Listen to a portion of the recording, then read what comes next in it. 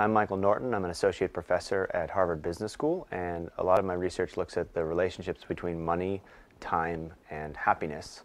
And the reason those three things are interesting to me and interesting at the same time to study them is because we spend so much of our mental energy thinking about how to be happy and if we're happy enough, and I'm not happy today and I felt happier last week, or this relationship made me happy and this one made me unhappy, or should I get a new job, or should I talk to my parents more?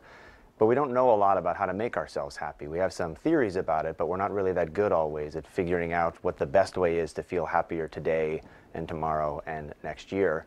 And one of the key resources we have for making ourselves happier is our money, and another key resource is our time. So these are the two things that we have some of, and we can spend them in different ways. And our research looks at what are the best ways to spend those two things, to spend your money and to spend your time to make yourself a happier person. And the problem with both of those is we're not good at knowing how to spend them, and they mess us up along the way, and we become less happy instead of more happy when we use these resources. So let's start with money.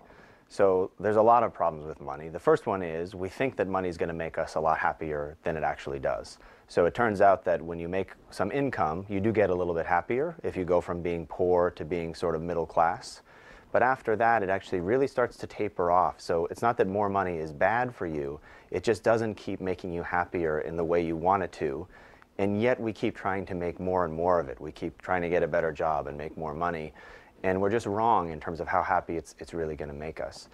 And the other problem with money is, separate from this problem, which is just it wears off, is that money actually makes us really selfish. So when we get money, the first thing that we think is, what can I do for myself with this money? So if you thought about if you won the lottery today and I said, what do you want to buy with the money you won? I bet the first thing you would think is, what kind of a house and what kind of a car and what kind of everything can I get for me? And that means that you're sort of using your money for things that are self-focused and inwardly focused. And we know that that doesn't necessarily make us happy. We don't know a lot of really, really selfish people, if you think in your everyday life, who are really kind of happy, rosy people. Usually they tend to be quite sad and unhappy. So our question really was, with how do we switch people's attitudes towards money? We've got this problem where money is wearing off, and we've got this other problem where money is making you selfish and only caring about your own possessions and your own life. And we said, is there a way to make this curve keep going up? So can we make money keep making you happy by making you not use it all on yourself? That maybe the problem is that we have this curve because we become so selfish when we get wealthy. And if we instead encourage people to use the money on anybody else than themselves, that might be a source of real happiness for people, and that might make money keep making you happy. So the very first way that we tested this was in a study that we ran at the University of British Columbia. And we literally said, let's just give people money, let's just dole out cash to people and tell them how to spend it and measure whether it made them happier or not. So we went on campus one morning and gave people envelopes filled with money. And we said, will you be in our experiment? And if they said yes, we gave them an envelope. It had some money in the envelope. And there was a slip of paper that said, to some people, by 5 p.m. today, spend this money on yourself. That's the way we usually spend our money, is on ourselves. But to the other people, we said, by 5 p.m. today, spend this money on somebody else, like a gift for a friend or a donation to a homeless person. Same amount of money, very tiny difference in what the slip of paper said. We called them back at the end of the day and asked them, what did you do with the money? And we asked them, how happy are you over the course of the day?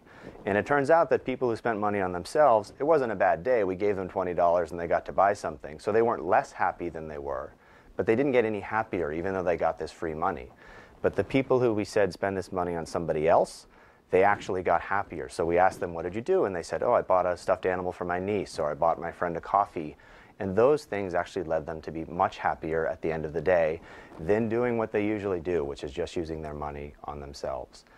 Then we thought, well, that's interesting, because that means there's some advice that you could do right now today to make yourself happier, which is quit spending all your money on yourself and take $5 out of your pocket and spend it on someone else or give it away.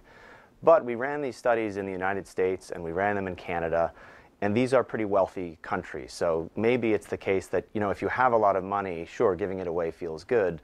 But would it be the case if you were, for example, quite poor in the United States, or even lived in a very poor country like some sub-Saharan African countries? Would we still see that even when you're poor and you need money for yourself, it still actually can make you happy if you give it away? So we set out to test that. So we've done these same kinds of studies. We give people money for themselves, or we give them money and make them give it away. We've done these studies in South Africa, in Uganda, in Canada, in India, all over the world where we've looked. Everywhere we've looked, it looks like when people give money away, it's better for their happiness than when they spend it on themselves, even when we look at very, very poor countries. So there's this very basic relationship between money and happiness that we're getting entirely wrong. So these two problems of it's wearing off over time and we spend it on ourselves, little tiny shift in your behavior, just taking some of that money that you spend on yourself. People still will buy cars and houses and coffee for themselves and all those things. A tiny shift where you take that and spend it on someone else, literally something as small as buying someone else a coffee instead of yourself, changes this relationship a bit and gets you happier with your money. Now let's think about time. So we're clearly getting money wrong in some sense. What about time? That's the other thing we have. We get some every day. Actually, we get 24 hours of it every day because there's only 24 hours in a day. But we can choose how to spend our time. Not quite in the same way as spend our money, but still, it's a resource. We can do whatever we want with it. And we decide how to dole it out among different things we want to do. We're going to eat, we're going to sleep, we're probably going to watch TV, all of these things that we like to do. But we can do whatever we want with it, really. And again, so remember with money, people often spend it on themselves, and it's very about what I want and what I need to do today. We find that people do the same thing with time, that they really think they should use their time on themselves. Everyone reports being stressed about time. Everyone says this phrase, a time famine. Literally, people feel as though they're starved for time, and if they only had more time, they'd be happier. And the way that they try to deal with that feeling is to spend time on themselves. So they do things like get massages. Massages are great. We all love massages. But just like buying yourself a coffee is nice, but it doesn't make you happier, getting yourself a massage is really, really nice, but it doesn't really change your perception of your time all that much. You like the massage. When it's done, you still feel stressed about everything you need to get done. And also, just like with money, remember we said that giving money away makes you happier than spending it on yourself. It turns out that giving time away actually makes you feel that you have more time than spending time on yourself. So the way that we do these studies to try to show this is imagine again one day I send you an email and say, by 5 o'clock today I want you to spend some time on yourself. And people do things like get massages and get a haircut and all sorts of things. Other people, again, we say by 5 p.m. today, spend some time on somebody else. Then we ask these people, how do you feel about your time? Are you stressed about your time? Do you still feel like you have a time famine? Turns out, like with money, again with time, if you spend time on yourself, you don't feel any more stressed about your time, but it doesn't do anything for you. You still feel just as stressed as you did before. But people who spend time on other people, they help someone with their homework, or they go volunteer at a soup kitchen. People do all kinds of things to help other people. That actually makes them feel as though they have more time in their day. And at first glance, it doesn't make a lot of sense. So you'd think, if I don't have enough time for myself, how can spending some of it on anybody else make me feel better? Because then I'm even busier than I was before. But it turns out that when we give to other people, it signals to us that we have a lot of whatever we're giving away. So if I have enough money to dole out to people, or if I have enough time in my life where I can give it away, it means that I actually must have a lot of time. And that signal to us makes us feel better about our time. And in fact, we can show that when people give time away, they actually become more willing to do more things in the future because now they feel much better about the stress that they had about their time. So money, happiness, and time. We all want to be very, very happy. And we have these two key resources that we can spend every day and over the course of our lives, our money and our time. The way we usually spend them, not horrible. We're not totally wrong in what we do, but we're not spending them optimally to make ourselves the happiest, which is one of our biggest goals in life, is to be happy. What you can do instead is anytime you have some free time and you're thinking, let me spend it on myself, give it away. Call a friend, help somebody, sign up to volunteer, any of these activities that are other focused instead of all about yourself.